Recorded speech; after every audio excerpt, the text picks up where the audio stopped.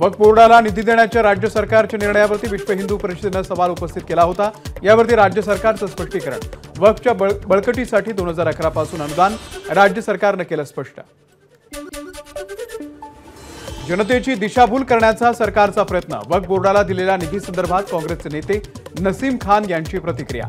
10 वर्षात कितीदा निधी दिला, नसीम खान यांचा सवाल। मुख्यमंत्र्यांनी दाढी वाढवणं चांगलं, पण दाढीवाल्यांना मदत करणं योग्य नाही, प्रकाश महाजनांची टीका। वक्फ बोर्ड रद्द करण्याची मनसेची मागणी। सांगलीमध्ये काँग्रेसच्या नेत्यांची एकीची मूठ काहींना बघवली नाही, खडे टाकण्याचा प्रयत्न करणाऱ्यांना जनतेने जागा दाखवली। सांगलीमध्ये खासदार विशाल पाटील यांच्या सत्कार सोहळ्यात आमदार विश्वजित कदम यांचं वक्तव्य। विश्वजित कदमांची सांगलीच्या जागेची मागणी योग्य होती, मात्र महाविकास आघाडी जागा वाटपामध्ये ही जागा शिवसेनेला सुटली। त्यामुळे विश्वजित कदम यांनी आणखी वादात न पडता विधानसभेच्या तयारीला लागावं, विजय वडेट्टीवार यांचा कदमांना सल्ला। काँग्रेसचे प्रदेश अध्यक्ष नाना पटोले यांच्याकडून साकोली विधानसभेमध्ये जिल्हा परिषद निहाय कार्यकर्ता आणि पदाधिकाऱ्यांच्या बैठकांचा सपाटा। महाराष्ट्रामध्ये काँग्रेसची 288 विधानसभा लढण्याची तयारी। काँग्रेसचे प्रदेश अध्यक्ष नाना पटोले यांचा पुनरुच्चार। नाना पटोलेंनी घेतली भाजपच्या रमेश कुथे यांची भेट। पटोले आणि रमेश कुंथेंच्या भेटीमुळे राजकीय वर्तुळामध्ये चर्चा। महायुतीमध्ये महाभारत सुरू झालंय। सरकारने शेतकरी आणि बेरोजगारांकडे दुर्लक्ष केलंय, त्यावरती आम्ही लक्ष घालणार। काँग्रेसचे प्रदेश अध्यक्ष नाना पटोले यांचं वक्तव्य। अमोल कीर्तिकर यांना मतमोजणी केंद्रावरील सीसीटीव्ही फुटेज देण्यास मुंबई उपनगर जिल्हाधिकाऱ्यांचा नकार। उमेदवारास सीसीटीव्ही देणं कायद्यात बसत नसल्याचं कारण दिल्याची माहिती। नीट घोटाळ्याचा गुजरात पॅटर्न। सामना अग्रलेखामधून हल्लाबोल। नीट घोटाळ्याची सीबीआय चौकशी करण्याची सामनामधून मागणी।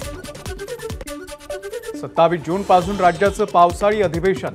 12 जुलैपर्यंत चालणार अधिवेशन। 28 जून रोजी अर्थमंत्री अजित पवार मांडणार अर्थसंकल्प। महाविकास आघाडीची आज दुपारी 2 वाजता यशवंतराव प्रतिष्ठानला पत्रकार परिषद। उद्धव ठाकरे, शरद पवार पत्रकार परिषदेला उपस्थित राहणार। पुणे विधानसभेसाठी शरदचंद्र पवार पक्षाच्या पुणे मतदारसंघातील प्रमुख नेत्यांची बैठक। जयंत पाटलांच्या उपस्थितीमध्ये दुपारी 3 वाजता बैठक पार पडणार। वर्षा निवासस्थानी मुख्यमंत्र्यांच्या उपस्थितीमध्ये महत्त्वाची बैठक। 19 तारखेला शिवसेनेचा वर्धापन दिन असल्यानं त्या संदर्भामध्ये बैठकीत चर्चा। नाशिकमध्ये लोकसभा निवडणुकीमधील पराभवानंतर शिवसेनेची महत्त्वाची बैठक। दादा भुसेंच्या उपस्थितीमध्ये बैठक होणार। पराभवाची जबाबदारी घेतल्यानंतर दादा भुसे पदाधिकाऱ्यांशी चर्चा करणार। माजी सहकार मंत्री आणि हिंगोली विधानसभेमधून शिवसेनेचं प्रतिनिधित्व केलेले माजी आमदार जयप्रकाश मुंदडा यांचा शिंदे गटामध्ये प्रवेश। मुख्यमंत्र्यांच्या उपस्थितीमध्ये पक्षप्रवेश संपन्न। रक्षा खडसे मंत्रिपद मिळाल्यानंतर पहिल्यांदाच एकनाथ खडसे यांच्या भेटीला। जळगावमधील मुक्ताईनगरच्या परिवर्तन चौकामध्ये रक्षा खडसेंचं जोरदार स्वागत।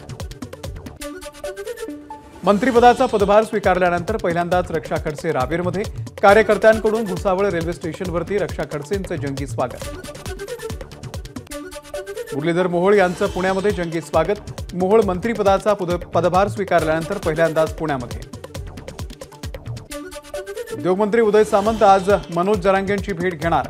मनोज जरांगेंसोबत उदय सामंत करणार चर्चा। जालना जिल्ह्यामधील अंतरवालीच्या वेशीवरती वडीगोद्री येथे ओबीसी नेते लक्ष्मण हाके यांचं आमरण उपोषण। उपोषणाचा आज 3रा दिवस। वक्ता ने दो जवाब भी देंगे और हिसाब भी लेंगे अशा आशयाचा कणकवलीमध्ये बॅनर। बॅनरवरती उदय सामंत आणि किरण सामंत यांचा फोटो। आषाढीमधील महाआरोग्य शिबिरासाठी आरोग्य विभाग 10 कोटी रुपये खर्च करणार। महाआरोग्य केंद्र 24 तास भाविकांसाठी खुलं असणार। आषाढी वारीची ठिकाणं आणि मार्गावरती 15 ठिकाणी तात्पुरते दवाखाने, 17 ठिकाणी उपचार केंद्र उभारण्यात येणार असल्याची माहिती। आषाढी वारीसाठी संतश्रेष्ठ निवृत्ती महाराजांची पालखी 20 तारखेला त्र्यंबकेश्वरून पंढरपूरच्या दिशेने मार्गस्थ होणार। रुक्मिणी मातेच्या पालखीचं यंदा 430वं वर्ष। अमरावतीच्या राजापेठ चौकामध्ये आमदार रवी राणा यांच्याकडून वारकऱ्यांचं स्वागत। वाशिम शहरामधील विविध भागांमध्ये रस्त्याचं काम अपूर्ण राहिल्यानं रस्त्यावरती मोठ्या प्रमाणावरती खड्डे, पावसाचं पाणी रस्त्यावरती साचत असल्यानं रस्त्यांना तलावाचं स्वरूप। वाशिमच्या मंगरुळपीर तालुक्यामध्ये वादळी वाऱ्यासह जोरदार पावसामुळे कोठारी इथे सौर पंपाच्या पॅनल संचाचं नुकसान। सिंधुदुर्ग जिल्ह्यातल्या देवगड तळी बाजार इथला प्रसिद्ध नावणकोंड धबधबा प्रवाहित। हिरव्यागार वनराईमध्ये लपलेला हा धबधबा पाहण्यासाठी स्थानिक पर्यटकांची गर्दी। पावसामुळे कोकण आणि पश्चिम महाराष्ट्राला जोडणाऱ्या अणुस्कुरा घाटाचं सौंदर्य खुललं। हिरवा शालू पांघरलेल्या डोंगर रांगा आणि ढगांचा सुरू असलेला लपंडाव पर्यटकांना खुणावतोय। छत्रपती संभाजीनगरमध्ये पावसानंतर पेरणीच्या कामांना वेग। जिल्ह्यामध्ये सोयाबीन, तूर, कपाशी तसंच मकाच्या लागवडीसाठी शेतकऱ्यांची लगबग। धुळे जिल्ह्यामध्ये अद्यापही शेतकऱ्यांना पावसाची प्रतीक्षा। शेतकऱ्यांची पेरणीची तयारी पूर्ण, मात्र अद्यापही दमदार पाऊस सुरू न झाल्यानं शेतकऱ्यांची चिंता वाढली। आंबोली घाटामध्ये आता अस्वच्छता केली तर दंड आकारण्यात येणार। माकडांना खाऊ घालणं यासाठी 1000 रुपयांचा उपद्रव शुल्क। अस्वच्छता होऊ नये यासाठी वनविभागाचा निर्णय। कोस्टल रोडचा 89.67% काम पूर्ण। जुलै अखेरनंतर मरीन ड्राईव्ह ते वांद्रे हा प्रवास 12 मिनिटांमध्ये पूर्ण करणं शक्य होणार। नवी मुंबईला पाणी पुरवठा करणाऱ्या मोरबे धरणामध्ये 45 दिवस पुरेल इतकाच पाणीसाठा शिल्लक। खबरदारी म्हणून आजपासून आठवड्यातून 3 दिवस संध्याकाळी विभागवार पाणी कपात करण्याचा निर्णय।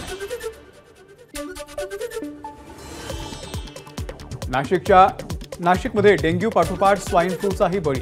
2 दिवसांपूर्वी डेंग्यूची लागण झालेल्या रुग्णाचा मृत्यू। शहरामध्ये आतापर्यंत स्वाईन फ्लूमुळे 2 जणांचा मृत्यू तर 31 जणांना लागण। पुण्यामध्ये बलात्काराची तक्रार देणाऱ्या महिलेला पोलीस ठाण्यामध्ये पोलीस उपनिरीक्षक आणि महिला पोलीस कर्मचाऱ्याकडून मारहाण।